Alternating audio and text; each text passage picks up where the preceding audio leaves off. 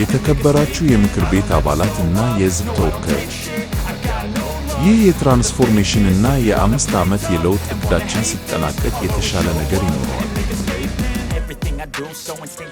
እያንዳንዱ ሰው የራሱ መኖሪያ ቤት ይኖረዋል። እያንዳንዱ ሠራተኛ መኪና ይኖረዋል።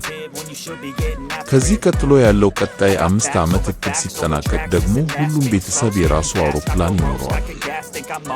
ክቡር ጠቅላይ ሚኒስትር፣ አውሮፕላን ምን ያደርግልናል? የተከበራችሁ የምክር ቤት አባላት፣ ጥቅሙ አይታያችሁም። ለምሳሌ በከተማችሁ የስንዴ እጥረት ሊያጋጥማችሁ አይችልም። አውሮፕላናችሁን አስነስታችሁ በመብረር ከአዲስ አበባ ወደ ክፍለ አገር በመግባት ስንዴ ገዝታችሁ ትመልሳላችሁ።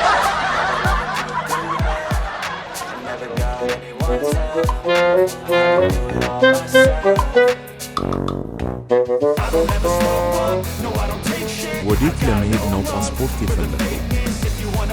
ወደ ጀርመን መሄድ ፈልጌ ነው። እሺ፣ ጀርመን ምን ልታደርግ ነው የምትሄደው? ወንድሜን ላስታማው ነው። እንደዛ ከሆነ ታዲያ ለምን ወንድምክን ወደዚህ አገር ኢትዮጵያ አምጥተህ አታስታምም? በእርግጥ ወንድሜ ታሟል፣ ነገር ግን አእምሮ አልተናጋም።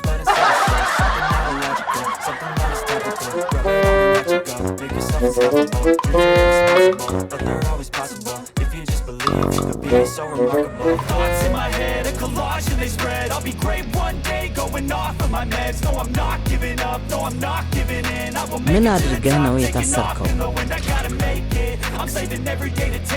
ቢሮ 5 ደቂቃ ዘግይቼ በመድረሴ በአሻጥረኝነት 10 ዓመት ተፈረደብኝ። አንተስ ምን አጥፍተህ ነው?